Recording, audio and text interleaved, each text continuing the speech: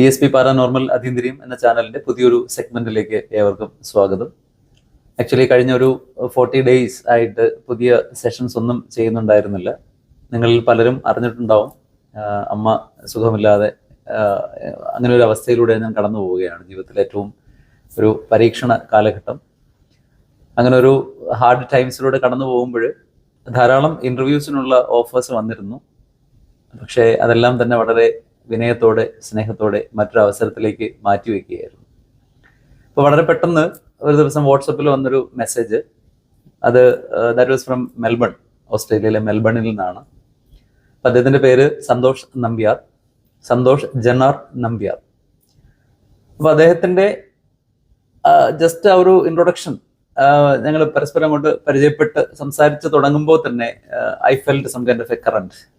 എനിക്കറിയില്ല, some sort of a vibration. അപ്പോൾ തന്നെ അദ്ദേഹം പറയുന്നു, അദ്ദേഹം ഇന്ത്യയിലേക്ക് വരുന്നുണ്ട്, നമുക്ക് കാണാൻ പറ്റുമോ? അപ്പം ഞാൻ പറഞ്ഞു, അമ്മയുടെ ഫോട്ടോ അയച്ചു കൊടുത്തിട്ട് ഞാൻ പറഞ്ഞു, this is a condition, I am not sure. അപ്പം അദ്ദേഹം പറഞ്ഞു, the intelligence will decide whether we should meet or not. അപ്പം ഞാനും അതിന് പൂർണ്ണമായിട്ടും സറണ്ടർ ചെയ്തു. അപ്പോൾ ഒരു അബ്സല്യൂട്ട് കോൺഷ്യസ്നെസ് ഇന്ന് ഈ ഒരു മൊമെന്റോടെ സാധ്യമാക്കിയിരിക്കുകയാണ്. So thanks to that great power or that great consciousness, അല്ലെങ്കിൽ ആ ഒരു intelligence, whatever it is.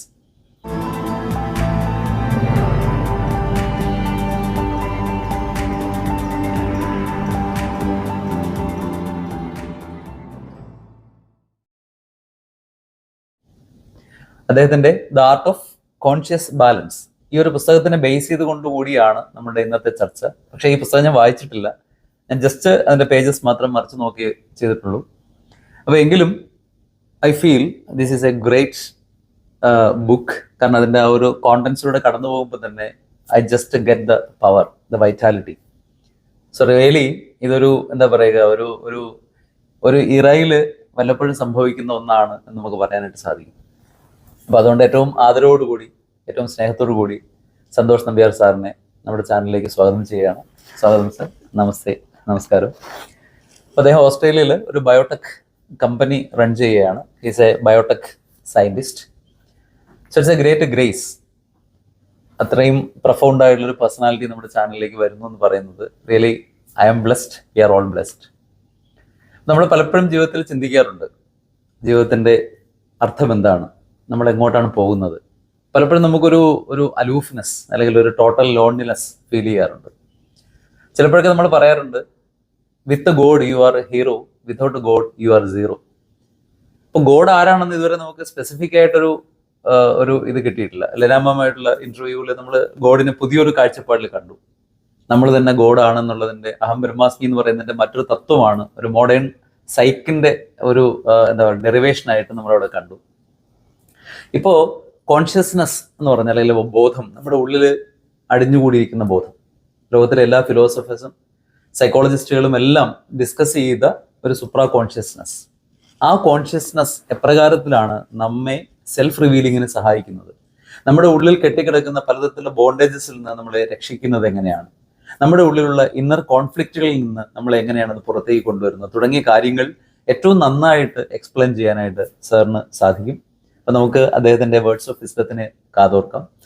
Sir, ആദ്യമേ ഞാൻ ചോദിക്കുന്നത്, ബുക്കിന്റെ പേര് it is really interesting, the art of conscious balance.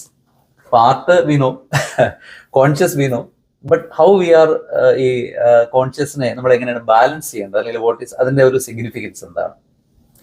Right. അതിന് ഞാൻ പെട്ടെന്ന് ഒരു ഈസി ആയിട്ടുള്ള ഒരു എക്സാമ്പിൾ പറയുകയാണെങ്കിൽ, ഒരു അനാലജി പറയുകയാണെങ്കിൽ, ഞാൻ എന്താ വിളിക്കുന്നത്, B S P sir, B S P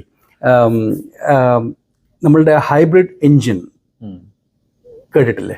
അതിൽ പിന്നെ ഇലക്ട്രിക്കൽ ആവശ്യമുണ്ട്, ഫ്യൂലും ആവശ്യമുണ്ട്. അപ്പോൾ the system knows when to use the electrical, when to use the fuel, and so that it can the car can run efficiently. Okay. അപ്പോൾ ഒന്നുകൂടി പറയാതെ, നമുക്ക് ഈ ഹൈബ്രിഡ് എൻജിനിൽ ഒരു ഫ്യൂവലും ഉപയോഗിക്കാൻ പറ്റും, ഇലക്ട്രിക്കലും ഉപയോഗിക്കാൻ പറ്റും. അപ്പോൾ അത് രണ്ടും ദിസ് എൻജിൻ മനസ്സിലാക്കാൻ പറ്റും. എപ്പോഴാണ് എനിക്ക് പിന്നെ ഗ്യാസ് വേണ്ടത്, എപ്പോഴാണ് ഇലക്ട്രിക്കൽ വേണ്ടത്. അത് പെട്ടെന്ന് ഓട്ടോമാറ്റിക്കായിട്ട് സ്വിച്ച് ചെയ്യും. സ്വിച്ച് ചെയ്ത ഉടനെ അത് നമ്മളുടെ കാറ് എഫിഷ്യൻ്റ് ആയിട്ട് ഓടിക്കൊണ്ടിരിക്കും. അതേമാതിരിയാണ് നമ്മുടെ ജീവിതത്തിലെ രണ്ട് കാര്യങ്ങളുണ്ട്. ഒന്ന് ഇൻ്റലക്ട്. ഇൻ്റലക്ട് എന്ന് പറയുന്നത് ലിമിറ്റഡ് നോയിങ് ആണ്. നമ്മൾ പിന്നെ ബുക്സ് നിന്ന് വായിച്ചതും അതേമാതിരി മറ്റേ ആൾക്കാർ പറഞ്ഞതും പിന്നെ കേട്ടതും കണ്ടതും നമ്മളുടെ സ്വന്തം എക്സ്പീരിയൻസും നമ്മൾ ബ്രെയിനിലേക്ക് സ്റ്റോർ ചെയ്ത് വെച്ച ഒരു ഇൻഫർമേഷൻ ആണ് ഇൻ്റലക്ച്വൽ ഇൻഫർമേഷൻ എന്ന് പറയുന്നത്. അത് മെമ്മറി ആയിട്ട് അവിടെ കിടക്കുന്നുണ്ട് ഇൻ ദ ബ്രെയിൻ. അപ്പോൾ അത് ഈസ് ലിമിറ്റഡ്. എന്തുകൊണ്ട് ലിമിറ്റഡ് എന്ന് പറഞ്ഞാൽ ഓരോരാൾക്കും ഇപ്പോൾ എൻ്റെ വയസ്സ് ഓൾമോസ്റ്റ് 59 ആണ്. അപ്പോൾ അതുവരെയുള്ള ആ നോളേജാണ് എനിക്കുള്ളത്. അപ്പോൾ വേറൊരാൾ 80 വർഷം ഉള്ള ഒരാളാണെങ്കിൽ 80 വർഷം ഉള്ള ആ നോയിങ് മാത്രമാണ് അവിടെ ഉള്ളത്. സോ എത്ര പറഞ്ഞാലും ഒരു 100 വയസ്സ് വരെ ജീവിക്കുന്ന ഒരു ആളുടെ നോയിങ് 100 മാത്രമേ ഉള്ളൂ. അത് നമ്മൾ പ്ലഗ് ചെയ്യുമ്പോൾ, അതിലേക്ക് നമ്മൾ പ്ലഗ് ചെയ്യുമ്പോൾ നമ്മളുടെ ജീവിതം സർവൈവൽ മോഡിൽ മാത്രമാണ്. വെറും തട്ടിമുട്ടി അങ്ങോട്ട് ജീവിക്കുന്നു, ഒരു like A flickering candle light.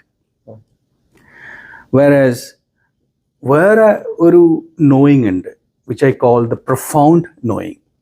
ആ പ്രൊഫൗണ്ട് നോയിങ് ഞാൻ ഒരു വേർഡ് കൊടുത്തതാണ്, ഇൻ്റലിജൻസ്. അപ്പോൾ the intellect versus the intelligence.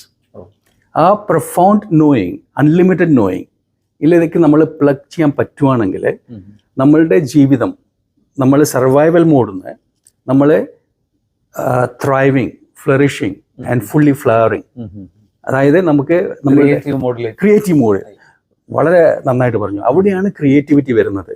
അപ്പോൾ ചില ആൾക്കാർ പറയും ഒരു വലിയൊരു നല്ലൊരു പിന്നെ സിനിമയോ അല്ലെങ്കിൽ നല്ലൊരു ആർട്ടോ അല്ലെങ്കിൽ നല്ലൊരു ഡാൻസോ അങ്ങനത്തെ കാര്യങ്ങളൊക്കെ ചെയ്ത് അവരോട് ചോദിച്ചാൽ എങ്ങനെ വന്നു, ഇത് എങ്ങനെ സാധിച്ചു, സംഭവിച്ചു, ഓരോ ഇത് പെട്ടെന്ന് എനിക്കറിയാതെ തന്നെ വന്നു പോയതാണ്.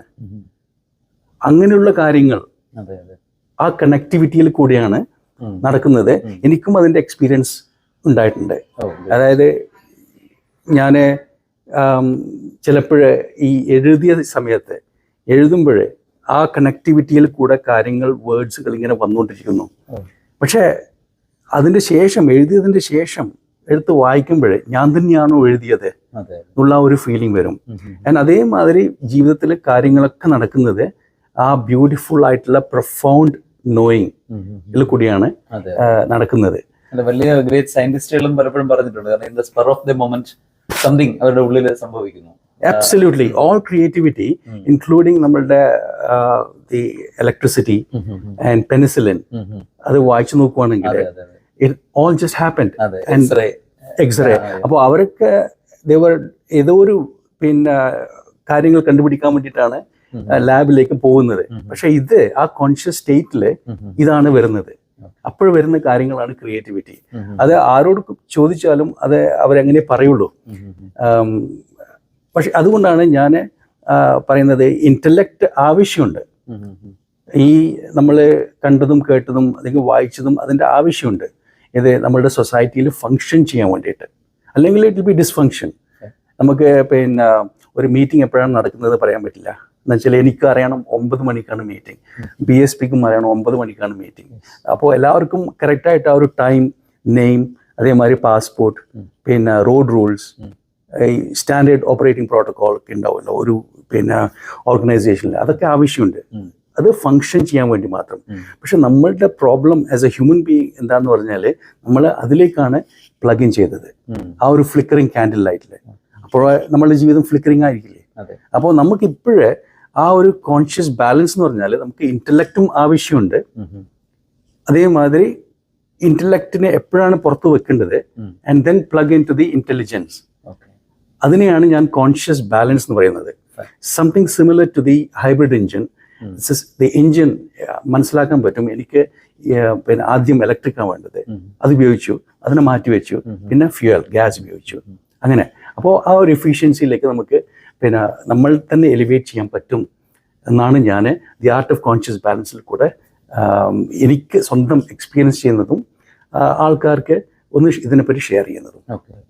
അപ്പൊ ഈവൻ ഇതിന്റെ ഒരു ചെറിയ ഫോമാറ്റ് ആക്ച്വലി ചെറുതല്ല, ഒരു വലിയ സംഗതി നമ്മുടെ ഉള്ളിൽ നമ്മുടെ ബോഡിയിൽ നടക്കുന്നുണ്ട്. അതായത് ഇപ്പൊ തണുപ്പ് വരുമ്പോൾ എപ്രകാരത്തിലാണ് ഓട്ടോമാറ്റിക് ആയിട്ട് ശരീരത്തിന് ചൂടുണ്ടാകുന്നത്, തിരിച്ചും അല്ലെ. അപ്പൊ അതുപോലെ പല സാഹചര്യങ്ങളിലും നമ്മുടെ ഇപ്പൊ ഈവൻ റിഫ്ലക്ഷൻ ആക്ഷൻസ് ഓൾസോ അപ്പൊ നമ്മുടെ ബോഡിയിലും ഇങ്ങനെയുള്ള ഒരു ബാലൻസിങ് നടക്കുന്നുണ്ട്, ഒരു പെർഫെക്റ്റ് ബാലൻസിങ് നടക്കുന്നുണ്ട്. അപ്പൊ സാർ ഉദ്ദേശിക്കുന്നത് നമ്മുടെ ഇന്നർ കോൺഷ്യൻസിനെ ഉപയോഗിച്ചുകൊണ്ട്, അതിനെ you call it as intellect.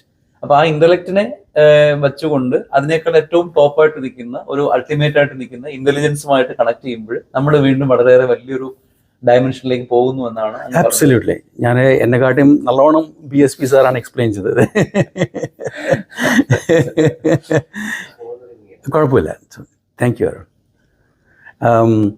അപ്പോൾ അതുകൊണ്ടാണ് പിന്നെ നമ്മളുടെ നേരത്തെ പറഞ്ഞ മാതിരി ആ ഇൻറ്റ്യൂഷൻ എന്ന് പറയുമ്പോൾ എനിക്ക് തോന്നുന്നത് ഒരു പാമ്പിനെ കാണുമ്പോൾ നമ്മൾ അവിടുന്ന് തന്നെ രക്ഷപ്പെടുന്നില്ലേ പെട്ടെന്ന്.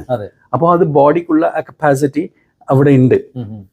അപ്പോൾ ആ ഇന്റലിജൻസ് ആണ് ഞാൻ ഉദ്ദേശിക്കുന്നത്. അത് പക്ഷെ നമുക്ക് കിട്ടുന്നില്ല, ബിക്കോസ് നമ്മൾ ചെറിയൊരു നോളജിലേക്കാണ് നമ്മൾ പ്ലഗ് ഇൻ ചെയ്യുന്നത്.